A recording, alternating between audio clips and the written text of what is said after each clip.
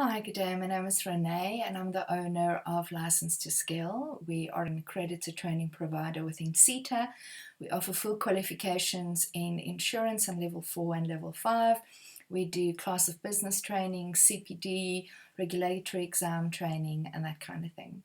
The reason for my video today is to give you a very quick overview of what has recently changed in terms of the FAIS Act and the legislative environment in which we find ourselves in.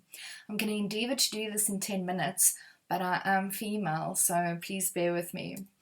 So I grew up in the 80s, so for me, when I hear the word Twin Peaks, I always think about that television program that used to be on. And I more specifically remember Audrey.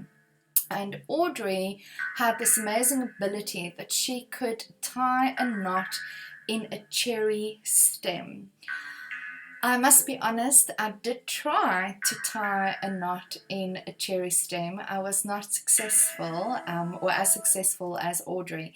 And therefore, my video today is not about that, but about Twin Peaks and how it affects the financial services industry in which we find ourselves in.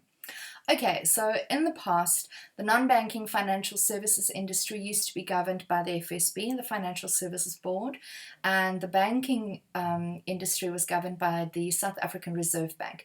Both of them, of course, and still do report to the Minister of Finance.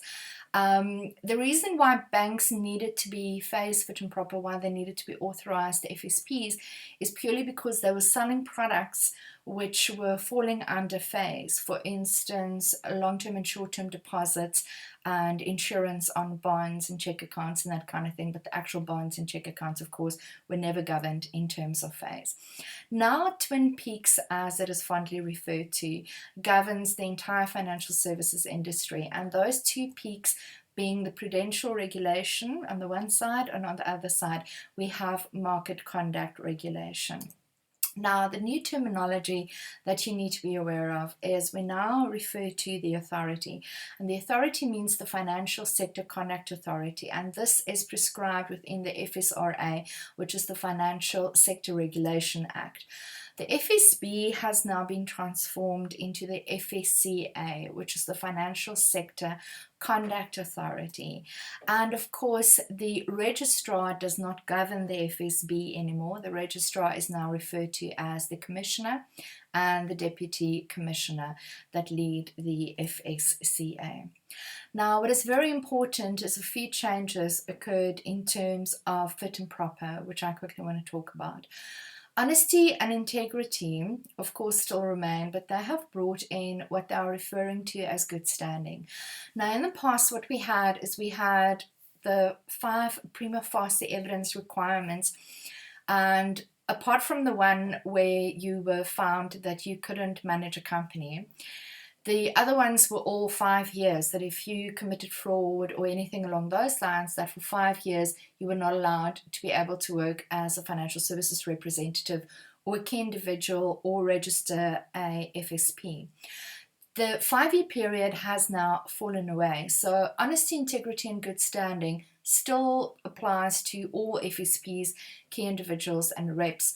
But what the commissioner will now take into consideration, and a lot of those things still apply, obviously, acting dishonorably, in breach of a fiduciary duty, misconduct of an organization, if your organization is currently under business repair and things like that. But what the commissioner will be looking at is the seriousness of the person's conduct. He will also be looking at the relevance of the conduct in terms of a person's compliance with honesty, integrity, and good standing, and the duties that this person will be performed.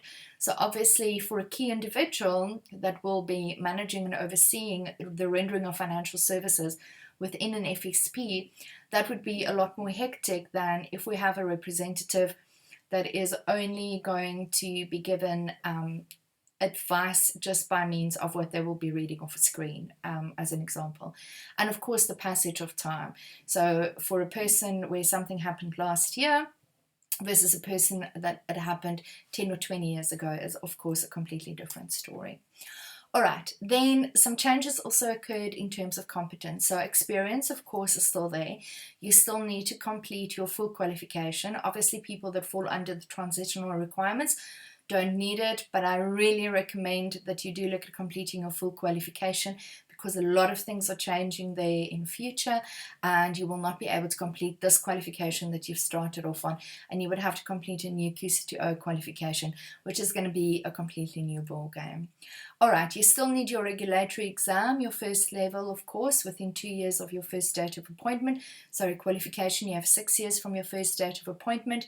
You now need class of business training, and you also now need product specific training. Product specific training you need before you will be rendering advice. Class of business training, they did say that you needed that before you render financial services or give advice, but luckily they've changed that in the supervision board notice, which was issued in December of last year, December 2018.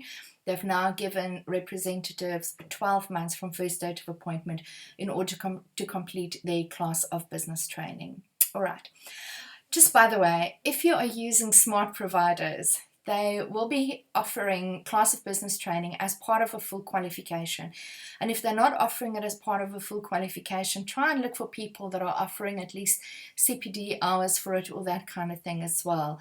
And not just all these individual things that you need to pay this and then this and then this and then that. I don't think that is the right way to do it. And obviously, if a person is doing a full qualification, they can be doing their class of business at the same time at no extra cost. If you are confused about that, or you need a provider that understands that, please chat to me. Okay. Then, in terms of coming back to fit and proper, so we have honesty, integrity, and good standing and competence. Now, operational ability has remained the same, apart from the fact that what they've brought in is they are referring to representatives and even juristic reps. So a representative is a natural person that is either employed or mandated by the FSP. A juristic rep is not a natural person. It might be another company that the FSP is using. Now, none of them are allowed to be insolvent or have been placed under administration, or that they are now in the process of doing that. Now, in the past, prior to 2008, financial soundness used to be part of a representative and a key individual's fit and proper as well. And then in 2008, the FSB removed that. But now what they've brought back in is that, and it now falls under operational ability, is that a key individual and a representative at least must be solvent, cannot be insolvent, cannot have been placed under sequestration and under liquidation. All right. Then financial soundness pretty much stayed the same. Obviously only applies to financial services providers, or if the FSP is a sole proprietor. And of course, CPD has now kicked in, which a lot of people are now trying to gain hours everywhere. And again, please, when you are using a provider for CPD, ensure that the CPD is giving FSCA approved CPD hours, because the professional bodies have always given CPD, and you've always had to get CPD if you were a member of a professional body. But now, obviously, you need CPD for your fit and proper requirements, and that CPD must, adhere to certain requirements in terms of the FSCA.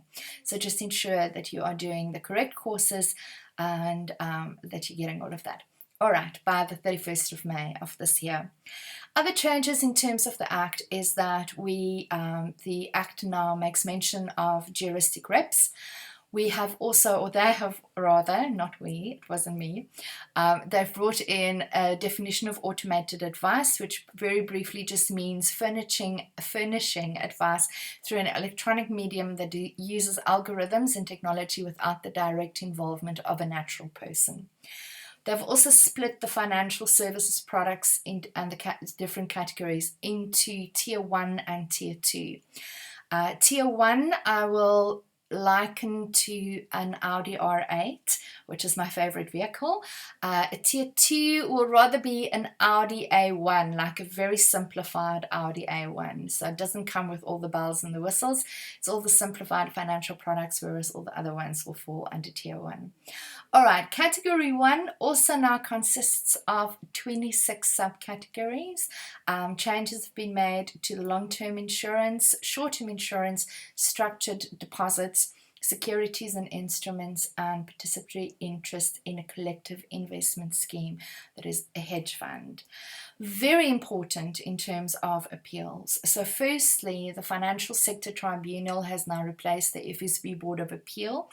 And very important for you to know is that any decision made by a financial services provider, the commissioner, or the ombudsman can be referred to the old Board of Appeal, which is now called the Financial Sector Tribunal. Now, in the past, if you were debarred by an FSP, you could not appeal that at the old FSB Board of Appeal. Your only means of appeal would have been to go to the CCMA and that kind of thing. But now if you are debarred by a financial services provider, you are able to appeal that decision, which is really cool. So that's basically it in a nutshell. I know I went very fast because I really just wanted to give you a very quick overview of what has changed.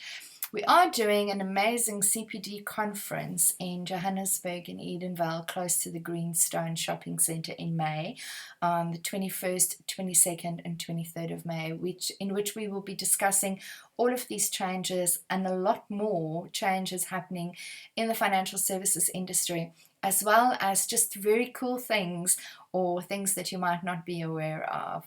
Amazing speakers that will be there, including myself. And depending on how many CPD hours you need, you can attend 1 day for 6 hours, 2 days for 12 hours, or 3 days for 18 hours. So if you are interested, please visit my website at learninsurance.co.za.